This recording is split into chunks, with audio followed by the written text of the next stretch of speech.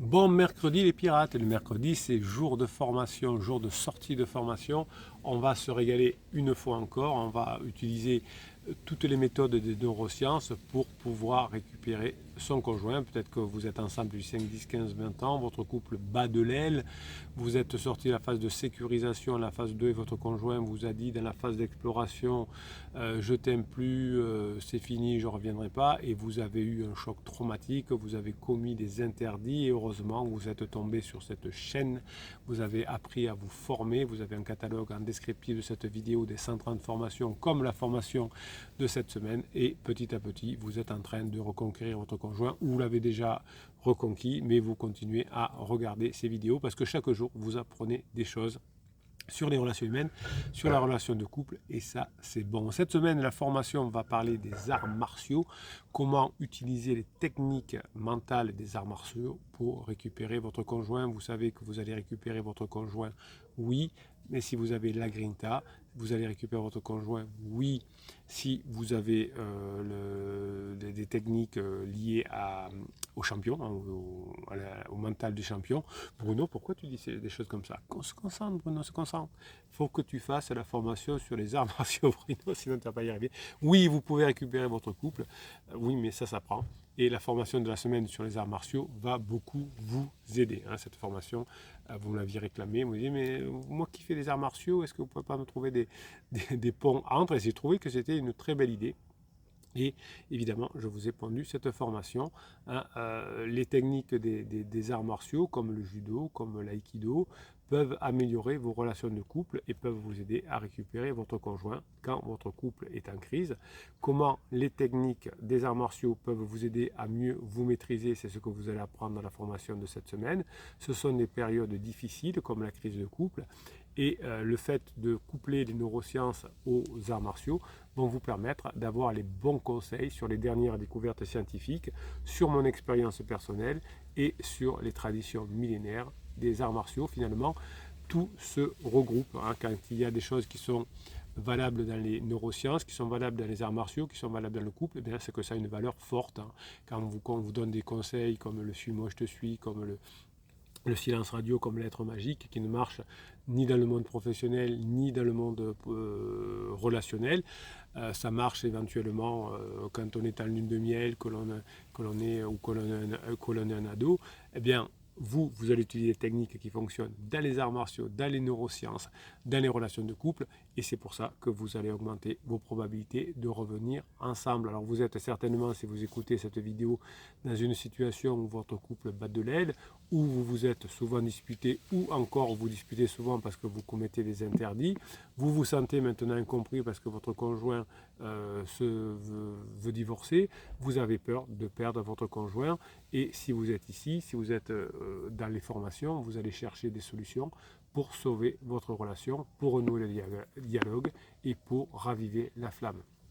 Peut-être que vous avez envie de faire preuve de maîtrise de vous, peut-être que vous avez envie de ne pas céder à la colère, peut-être que vous avez envie de ne plus céder à la tristesse, peut-être que vous avez envie d'apprendre à ne plus céder à la jalousie. La tristesse, la colère, la jalousie sont des sentiments ou des émotions que vous ressentez véritablement quand votre conjoint n'est pas bien, quand votre conjoint est en crise et quand votre conjoint pense peut-être se séparer de vous. Les techniques des arts martiaux vont intervenir à ce moment-là pour vous aider, car les arts martiaux sont des disciplines qui visent à développer le corps et l'esprit, apprendre à se défendre sans être violent, à respecter son adversaire. Vous allez pouvoir récupérer votre conjoint, mais il va falloir que vous continuiez à le respecter. Les arts martiaux peuvent vous aider à développer des qualités qui sont essentielles pour une relation de couple harmonieuse. Les arts martiaux dans la formation vont vous apprendre la discipline, la patience. La formation sur les arts martiaux va vous aider à prendre le respect, la maîtrise de vous, la confiance en vous et la philosophie. Dans cette vidéo, comme dans la formation, hein, vous pourrez apprendre comment appliquer les techniques des arts martiaux. Hein, dans la formation, on parlera de judo, on parlera d'aïkido et d'autres techniques. Et vous allez pouvoir utiliser ces méthodes pour améliorer votre relation de couple, récupérer votre conjoint quand votre couple va mal. Le principe du judo, qu'est-ce qu'il dit le judo? Eh bien, le judo vous permet d'utiliser la force de l'adversaire, Le judo, c'est un art martial japonais dont je vous explique les applications pour votre relation de couple, qui signifie voie de la souplesse. Et oui, pendant que votre conjoint est en crise, il va falloir que vous soyez souple. Il va utiliser la force de l'adversaire, notamment le début de la relation, de la phase 3, les bons moments de la phase d'alarme, c'est-à-dire le début de la crise de couple. Il y a beaucoup d'énergie du côté de votre conjoint, donc vous allez utiliser cette énergie, non pas pour vous confronter, non pas pour lui faire attendre raison parce que ça ne marcherait pas, mais vous allez le déséquilibrer comme au judo, alors pas le projeter au sol comme au judo, mais vous allez apprendre à ne pas vous opposer frontalement à votre conjoint en crise, mais à vous adapter à ses mouvements et les retourner contre lui ou contre elle. Le judoka fait la même chose, il s'adapte aux mouvements de son conjoint pour le retourner contre lui. Donc ce principe peut s'appliquer dans votre relation de couple. Quand votre conjoint vous attaque verbalement pendant le début de sa crise, lorsqu'il vous critique, lorsqu'il vous reproche quelque chose, vous allez apprendre dans la formation à ne pas chercher à lui répondre sur le même ton, vous n'allez pas chercher à lui rendre coup pour coup, vous allez apprendre à ne plus rentrer dans un rapport de force. Dans la formation, vous apprendrez à comprendre ce que votre conjoint ressent, vous allez apprendre ce que votre conjoint veut exprimer, vous allez apprendre ce que votre conjoint attend de vous, et vous allez chercher à utiliser votre force, non pas pour combattre, mais vous allez utiliser votre énergie, vous allez utiliser votre force pour créer un dialogue constructif et pour créer un dialogue positif. Par exemple, quand votre conjoint vous dit « tu ne fais jamais rien à la maison », vous savez que pendant la crise on dit « jamais » ou « toujours », ne répondez pas « c'est faux, regarde, hier j'ai sorti la poubelle, c'est toi qui ne fais jamais rien parce que moi j'ai fait tout le jardin ». Donc vous voyez, ce genre de dispute que je ne veux plus entendre dans les coachings dans votre bouche. Répondez plutôt « oui, je vois que tu es fatigué et que tu as besoin d'aide, comment puis-je t'aider ? Qu'est-ce que tu veux que je fasse ? Je vois bien que tu es fatigué, je vois bien que tu as besoin d'aide. » Si le conjoint dit « oui, mais je suis pas fatigué », bon, comment je peux t'aider ? Vous voyez, vous ne répondez pas, vous ne rebondissez pas, mais le fait de reconnaître que votre conjoint est fatigué, puis pendant la crise existentielle, surtout vers la fin, on est épuisé, le fait de nommer l'état de votre conjoint va faire que la personne va se sentir comprise. Alors si vous dites « je vois que tu es en colère », ça peut ne pas marcher, parce que la colère, ce n'est pas quelque chose qui est bien vu dans notre société. Et donc on va dire « oui, je suis en colère, mais c'est contre toi » ou « pas du tout, je ne suis pas du tout en colère ». Il y avait ce ton de voix là, dire oui, tu es en colère. Donc ça ne marche pas. Je vois que tu es en colère, on reparlera plus tard, ne le faites pas. Je sais qu'il y a des psys de quartier ou des coachs qui vous conseillent ça en disant si votre conjoint vous parle mal ou autre, dites je vois que tu es en colère, on en parlera plus tard. Non, surtout pas. Ça veut dire non, je ne suis pas en colère. En revanche, ceci dit, je vois que tu es fatigué. Ça c'est pas mal parce que c'est un état, c'est pas une émotion.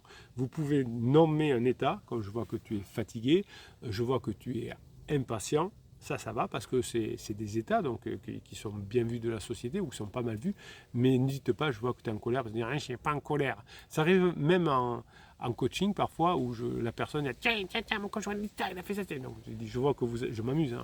Je dis tant que vous serez en colère, non, je ne suis pas en colère. Je dis et là, j'explique tout le mécanisme que je viens de vous expliquer et ça aide beaucoup les clients de comprendre qu'eux-mêmes ont des mécanismes qui peuvent faire éloigner le retour du couple rapide. Donc en nommant un état et non pas un sentiment ou une émotion, c'est beaucoup mieux. Donc l'idée c'est d'utiliser le principe du judo pour désamorcer des conflits, favoriser à nouveau la communication et renforcer la complicité. Alors, je vais vous proposer de prendre un papier et un crayon et de noter 3 critiques que votre conjoint vous a fait ou pourrait encore vous faire. Je préfère d'ailleurs que vous imaginiez 3 critiques que votre conjoint pourrait vous faire, puisque bon, c'était le passé, mais vous pourrez dire voilà, j'aurais pu répondre ça. Là, qu'est-ce que votre conjoint pourrait vous dire ? Par exemple, il y a des pirates qui font des erreurs, qui quittent la maison. Qui ont accepté l'idée de on fait une semaine sur 2 à la maison, quand tu as les enfants tu viens à la maison, quand j'ai les enfants tu pars de la maison. Donc ça c'est une grave erreur, ça vient des agents immobiliers, ce conseil de dire on fait une semaine sur 2 à la maison et l'autre semaine vous partez de la maison. Ça c'est un conseil d'agent immobilier, on ne s'entend plus, on veut vraiment divorcer tous les deux. aucun des deux ne veut faire un effort, et il y a une maison de 1 million d'euros à vendre, et l'agent immobilier dit, vous savez, je ne vais peut-être pas la vendre demain matin, on ne sait jamais. Donc moi, ce que je vous conseille, puisque vous vous disputez tout le temps, de prendre un studio à côté et vous faites une semaine sur 2, les enfants ne bougent pas dans la maison, en attendant que vous vous sépariez, c'est moins traumatisant. Donc je nous conseille d'agent immobilier le temps de vendre la maison. Donc si vous avez un coach, un psy qui vous conseille ça, de vous dire, vous faites une semaine sur 2 à la maison, vous fuyez, ça veut dire que la personne n'a rien compris. Bon. Donc imaginez que vous fassiez avoir, vous avez écouté les conseils d'un mauvais psy ou de Tati Janine, et vous devez revenir à la maison. Vous aurez évidemment de la part de votre conjoint une bouderie. Alors vous allez dire, écoute, moi je pense que c'est une erreur, donc si tu veux partir quand tu n'as pas les enfants, tu peux partir, mais moi je resterai à la maison, on va trouver un arrangement évidemment, mais je rentre à la maison. Et là, vous pouvez utiliser l'exercice, c'est-à-dire quelles sont les 3 critiques que pourrait vous faire votre conjoint. Et vous notez les 3 réponses possibles, donc ça fera 3 x 3, 9, qui utilisent les principes du judo. Et ensuite, une fois que vous aurez bien choisi les meilleures réponses aux 3 remarques que risque de faire votre conjoint, vous vous entraînerez à dire ces réponses à voix haute devant un miroir. Et là, ça va vous aider. Donc vous voyez que l'entraînement, à dire qu'est-ce que dirait mon conjoint dans cette situation-là, va vous permettre d'anticiper des réponses. Alors vous pouvez utiliser aussi l'aïkido, on va en parler dans cette formation. L'aïkido qui signifie plutôt harmoniser les énergies, c'est aussi un art martial, un art qui signifie voie de l'harmonie de l'énergie, voie de l'harmonie de l'énergie. Si vous arrivez à maîtriser votre énergie, si vous arrivez à mettre de l'harmonie dans votre couple, dans l'énergie, eh bien vous allez vous rapprocher. Donc cette harmonie de l'énergie va consister à utiliser l'énergie de votre conjoint pour le neutraliser sans blesser votre conjoint, sans blesser moralement, ni physiquement évidemment, mais moralement votre conjoint, et sans blesser votre couple. Donc les personnes qui font de l'aïkido ne cherchent pas à dominer leur adversaire, votre conjoint lui peut-être essaye de le faire, mais il va essayer de s'harmoniser avec lui et à le guider vers une résolution pacifique du conflit. Donc là, les personnes qui font de l'aïkido vous donnent une idée dans la formation de comment vous réharmoniser avec votre conjoint. Donc le principe de l'aïkido s'applique dans toutes les relations humaines, y compris dans les relations de couple, même pendant une crise. Quand votre conjoint vous exprime son mal-être, quand votre conjoint vous exprime sa frustration, quand votre conjoint vous exprime sa colère, ne cherchez pas à lui imposer votre point de vue, à lui montrer que vous avez raison, à donner des arguments rationnels. Ne cherchez pas à lui faire la morale, ne cherchez pas à lui faire changer d'avis, ça ne marchera pas. Cherchez plutôt à écouter ce qu'il ressent, à reconnaître ses émotions, à les accueillir et à les changer. Si vous cherchez à utiliser son énergie pour créer à nouveau une connexion empathique et positive, vous allez y arriver. Votre conjoint doit terminer la conversation en disant « je me sens mieux qu'avant la conversation ». Mais si vous avez mis un mur d'énergie en disant « t'as tort », etc., vous ne pourrez pas faire en sorte que votre conjoint ensuite soit mieux avec vous. Par exemple, si votre conjoint vous dit « je ne suis pas heureux avec toi aujourd'hui », ne lui répondez pas « mais si tu es heureux, regarde, on a tout ce qu'il faut, on a une belle maison, on a un emploi, on a des beaux enfants ». Répondez plutôt avec l'aïkido. Je vous donne des tas d'exemples évidemment dans les formations. Je comprends que tu ne te sentes pas heureux avec moi, mais dis-moi qu'est-ce qui te rend malheureux. Qu'est-ce que tu aimerais que l'on fasse que je fasse pour toi. Alors généralement personne dit rien, ça c'est trop tard, gna gna gna. Mais c'est pas grave. Dites mais pourquoi tu te sens mal? À quel moment tu te sens mal? Qu'est-ce que tu ressens? Vous voyez, le fait de poser des questions plutôt que d'apporter des réponses va vous aider. L'idée d'utiliser le principe de l'aïkido pour apaiser les tensions vont favoriser l'écoute et renforcer la confiance avec votre conjoint. Alors vous pouvez reprendre votre papier, vous pouvez reprendre votre crayon et vous allez noter 3 expressions de mal-être que votre conjoint pourrait vous dire. Comment il se sent de l'intérieur. Et puis, vous allez noter les 3 réponses possibles, chaque fois, donc toujours pareil, 3 x 3, 9, du principe de l'aïkido. Et vous entraînez là aussi à répondre ces réponses de voix haute. Donc le judo, c'est plutôt par rapport à des arguments, et l'aïkido, ce sera plutôt à une énergie, qu'est-ce que vous ressentez à l'intérieur de vous. Et si vous arrivez à faire ça, eh bien, vous arriverez à améliorer votre couple. Donc, je vais vous reparler dans la semaine de ces arts martiaux. Précipitez-vous sur la formation, car c'est cette formation sur les arts martiaux qui va vous permettre de vous améliorer dans votre vie en général, vous pourrez vous en servir pour le travail, pour les enfants, etc. Mais évidemment, vous pourrez vous en servir également pour votre couple. Alors, ce que vous aimez bien aussi, vous avez compris, ce sont les témoignages.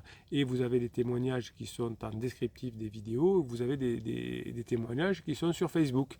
Eh bien, on va, et vous aimez bien que je fasse ça à la fin des vidéos, vous donnez un témoignage, vous me posez des questions et je vous réponds chaque jour par audio sur Telegram ou parfois aussi sur YouTube, comme aujourd'hui. On va prendre une question au hasard et on va y répondre ensemble. Allez, on va aller du côté de YouTube. Bonjour à tous les pirates, dit Crossfinger le kiff. Et au capitaine, ma femme et les enfants sont en vacances avec pansement, avec décalage horaire de plusieurs heures. C'est plus compliqué pour trouver la bonne heure. Alors ça, c'était lié à une vidéo que vous avez beaucoup appréciée sur les neurosciences et les différentes heures de la journée, comment notre cerveau réagit. En plus, si je veux garder un sommeil de qualité, la plage horaire est limitée. Oui, vous avez une formation d'ailleurs sur le sommeil qui vous aide beaucoup. Ça l'arrange plutôt le matin a priori, quoique pansement ne serait peut-être pas encore relevé. Je continue mon enquête anthropologique encore quelques jours. Bonne journée à tous. Ouais, l'année où on ne passe pas les vacances ensemble, l'année de la crise, elle est toujours un peu pénible parce que c'est là, peut-être que si votre conjoint n'est pas suffisamment, comment dire, je n'avais pas préparé sa crise, eh bien il va croire que pansement est la solution à tous ces problèmes, etc.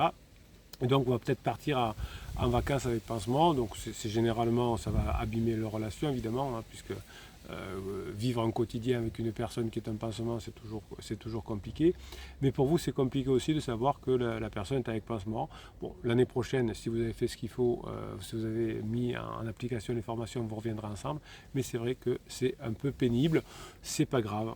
Votre conjoint s'aperçoit pendant ses vacances avec pansement que c'est un peu tout pourri. Et vous, pendant ce temps, vous pouvez vous former et avancer. Grinta Jones, le copain de Crossfinger. Coucou les pirates amis, mon excellent capitaine, désiré pour être désirable, motivé et motivant, convaincu et convaincant, voilà l'équation. Désiré pour être désirable, oui, il faut que vous désiriez votre conjoint pour pouvoir être désirable. Motivé pour être motivant, et oui, ça c'est les formations sur la grinta. Et convaincu et convaincant. Voilà, tout ça, si vous êtes convaincu, vous pourrez être convaincant de votre conjoint.